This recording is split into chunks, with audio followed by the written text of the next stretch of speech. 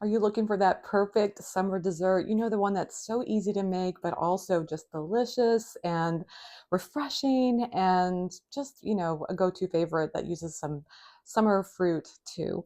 This vegan cobbler is one of my favorites, and I'm so excited to be showing you how to make it today. And stay tuned because if you're wanting to do like we do and serve your slices a la mode, don't go rush into the store and get an expensive quart of dairy-free ice cream. We've got a version I'm going to share with you today that is low in sugar and also delicious and creamy and full of that vanilla flavor that you'll want to make time and time again. So let me put this aside and let's talk about how we make this. Um, it begins with the crust. Now, of course, you want to have a nice, it's almost like a cake-like crust that we're going to be making. It starts with 1 cup of flour. Now, you'll see here, I'm using whole wheat flour because I love to have opportunities to make things a little bit healthier, and that's one great way to do it. I'm also adding a 1/2 cup of almond flour. I love how almond flour just adds so much tenderness and moisture to the cake, the cake layer. It really does make a big difference. This is around a 1/2 cup. I do a little bit less than a 1/2 cup of granulated sugar. It's probably more like closer to a third. And this is two teaspoons of baking powder and around a 1/4 teaspoon of salt. Those ingredients I find combine really nicely to make a delicious crust that's nutritious. You know, it's got some nutrition in it with the whole wheat flour that adds fiber. And I don't see that it changes the texture or anything. So that's one thing I love about using whole wheat flour in my baked goods. Okay, so to this, Patsy Floyd says hello. hi Patsy Floyd. I'm so glad that you're here And today. Cassandra Ball. Cassandra, I'm so glad that you're here as well. I'm looking forward to sharing this recipe with you. So now let's move on to the wet ingredients. What I have here is a cup of plant-based milk. You can use almond milk or soy milk, whatever works for you, whatever you've got on hand. This is 3 tablespoons of vegetable oil. You can use olive oil. I'll just using a few just to kind of add that, you know, we want that tenderness and we're going to add that in there. Also, I've got a 1/4 cup of applesauce. I love the combination of applesauce with a little bit of vegetable oil. I think it creates the perfect texture. And we're going to add just a teaspoon of vanilla. Let's see, I see JL Barthani. Hello, JL. I'm so glad that you're here with us today. I'm just going to add a little bit of vanilla to that. And let's stir that together. Again, like I say, the combination of applesauce and a little bit of vegetable oil gives you just that right level of moisture that I really love. Whereas, I mean, you could make this all with only applesauce and it would change the texture just a little bit.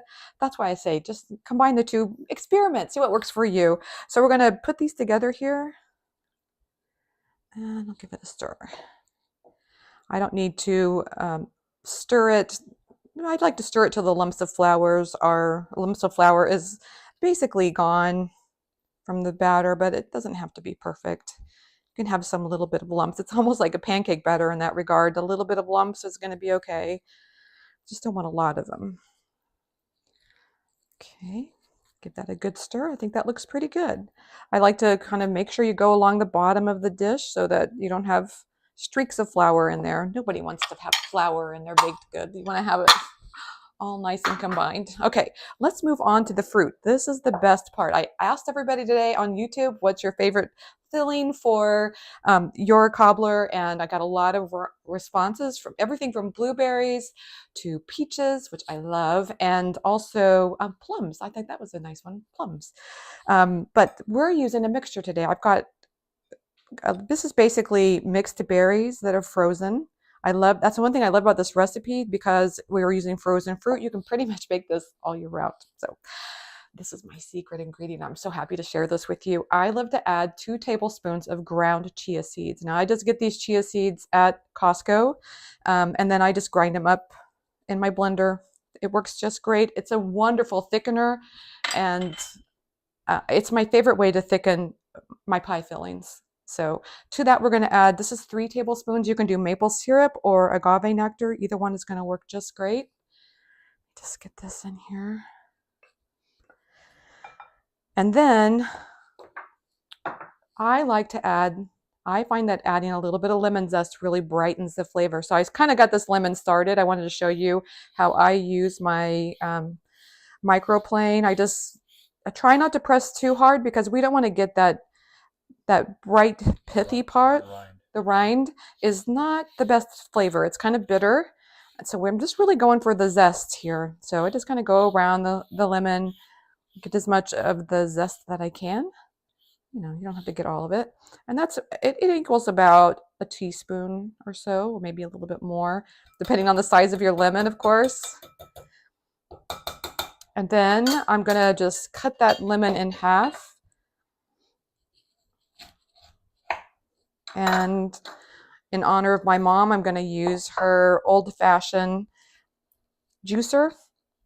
I don't know if you all have one of these glass juicers around. They're very nostalgic. I know there's lots of modern ways to juice a lemon. I always think of my mom when I use this one, so it makes me happy. Okay, let's see, I got a one, out of all that, I got one seed. I'm gonna get that out of there. So we're gonna just pour this juice in here. And then I'm just gonna give this a stir. We don't have to go to town on this or anything. I just want to make sure all the ingredients are dispersed throughout equally. This is kind of a dangerous day to be wearing a white top. Yes. I don't know what I was thinking. Okay, so now we're going to put it in the pan. I use a square pan, but usually I use a square pan, but today I'm using this. It's a very small, it's not as big as a 9x12. It's a smaller version of that same rectangular pan. I like using a smaller pan because it gives you more fruit per serving, which is what we want. Everybody wants the fruit. So just spread that out equally in your pan. Get some of that juice in there. And then this is where the magic happens, because we're going to be pouring this cake-like batter right over these berries. And what I love about doing this is that this will bake and fill in all around those berries. So I just think it's so wonderful. The berries add moisture to the batter as well, and it just tastes delicious. I just love this recipe so much.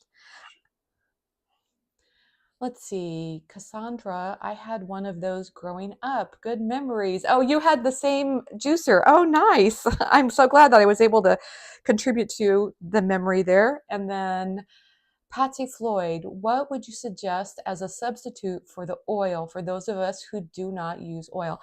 That is a great question. I'm so glad that you asked that. And it kind of reminded me I want to answer that one and another one. So let's get to that. I would just use applesauce. Or you know what another great idea would be? Would be to use some tahini. So 3 tablespoons of tahini. I like tahini the best because it's got a nice neutral flavor to it. Almond butter would be another one. But honestly, you could simply just do applesauce. The texture will be slightly different, won't have that same crispiness, but it will be delicious, I promise you. But yes, that is a great question. I really love using tahini when I'm baking in place of oil. Now, the other thing I wanted to point out is, what if you wanted to make this gluten-free? And that's what your question reminded me of. If you want to do this gluten-free, that's no problem. Just substitute gluten-free flour. And I love to use like a one-on-one, or those gluten-free flours that are made purposely for baking. Those are the best ones to use in a recipe like this. So yeah, almond flour. You can also boost the almond flour just a little bit, and that would be great. So this is going to go in the oven just like that. What's going to happen is this cake layer will expand and fill in everywhere around. So let's just do that. This is going to bake for 35 to 45 minutes. I'm going to show you. Hey Siri, set a timer for 35 minutes. I like to check it around 35 minutes. That kind of gives me an idea of how good it's looking. I'm looking for a golden crust. I'll show you here. I'm looking for the crust to get golden. I like to see some bubbling happening around the edge. This one's been sitting out for a few minutes, so the bubbling has stopped. But when you first pull it out of the oven, you're going to notice lots of bubbling around the edges. And it will be fairly liquid looking, but as it sits, that's when the magic happens, and that's when that's when you're going to notice that this sauce starts to thicken, which is exactly what we're looking for. Because of the chia seeds, right? Exactly. Those chia seeds, a lot of recipes will call for cornstarch, and that's fine if that's what you want to use. I just really like using the ground. My timer is going. But I really like using the chia seeds because I feel like it adds some nutrition as well. Now, I promised you at the beginning, and I'm so happy to fulfill this promise about how you can make your ice cream at home with let's say low refined sugar. And this is one of my favorite recipes. Sean and I have been experimenting with this one a lot.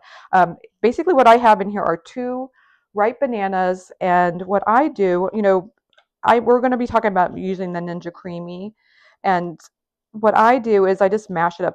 I'm sure you're familiar with the Ninja Creami. It is not a food processor, so you don't want to just put raw bananas in here and freeze it or put frozen bananas. So I start with the fresh banana and just kind of mash it up. I think as long as it's close, I don't mind having some texture in there. And then to that, I add a nice big scoop of almond butter. I like how almond butter adds a little bit of it adds some nice healthy fats. It also just adds a nice creaminess to the finished dish. Now I'm going to give that a little stir because that almond butter is a little bit on the firm side. I feel like it's going to have the best chance of spreading out throughout the mixture if I mix it now. That looks pretty good.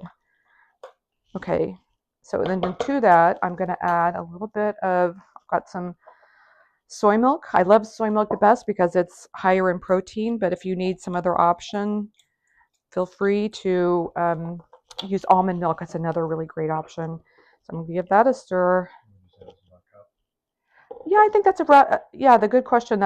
Is that around a cup? This is around a cup of soy milk, and that works. And then the magic ingredient is, because we don't want this to taste like bananas, I like adding this is 1 scoop of vanilla protein powder. That's going to add some sweetness, and it's also going to give an intense vanilla flavor. I don't know what it is. I mean, of course you do taste a little bit of banana, but there's something about the combination of the vanilla protein powder with the almond butter and the soy milk. It all comes together very nicely, and it's very delicious. So give that a stir, and I'm just gonna, now you know what happens next. This goes in the freezer. I always look at the line. If you can add a little bit of water to it if you want to make it, go up to the fill line, but it's fine just the way it is. So I put the lid on it, and I put it in the freezer for at least 8 hours, if not more. I know Creami likes to say 24 hours. But I find that you can do it sooner than that. It just will be a little bit on the soft side. And then when it's frozen, then you put it in the Ninja Creami. And I'm going to show you here. When you're ready to go, you hit the power button. We hit full. We put it on ice cream mode. And then you hit this button for start. So I'm going to repeat this. Power, full, ice cream, start. Now, oftentimes, I don't know if I'm going to grab my previous one here. But I don't know if you're familiar with using the Creami, but oftentimes the first time through, it's going to be very powdery. And so then I do the same thing again. I hit full, then you hit respin. So that's the difference. If it's powdery, sometimes I'll add just a little bit more soy milk, and I hit respin. And then you may even have to do that twice, but then it results in, look at this. This is the creamiest ice cream. And this is way more than you would get at that. Look at that, how much that makes. That's way more than you would get at the grocery store. This is a perfect topping for any of your summer desserts, especially if you're making a cobbler like we are. So this is just one of my favorite toppings for any dessert, but I do think it's really good with a berry cobbler like this one. So let's see. Patsy says, thank you. Sounds great. I'm so excited. I hope that you end up trying this. I have a plate, and I'm going to dish out some and see. Let's see what this looks like. I'm curious if any of you have had cobbler that's been different. Like when I was a kid growing up, sometimes the cobbler looked more like a pie crust, but I really like it. Once I got used to this version of cobbler, I loved it, to be completely honest, because I kind of like this cakey layer. It's delicious. It's so good. Now I'm going to get a scoop of this ice cream. Look at that.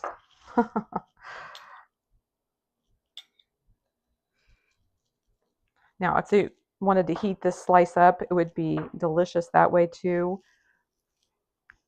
Yeah, look at that. That is berry cobbler a la mode. I got some fresh berries here, so we can put those on top. I always feel like these little things that you can do to make your desserts just stand out is just wonderful. And now I get to go on to my favorite part. I've got this nice big spoon. It's going to be my taste test. Try to get some ice cream in there too.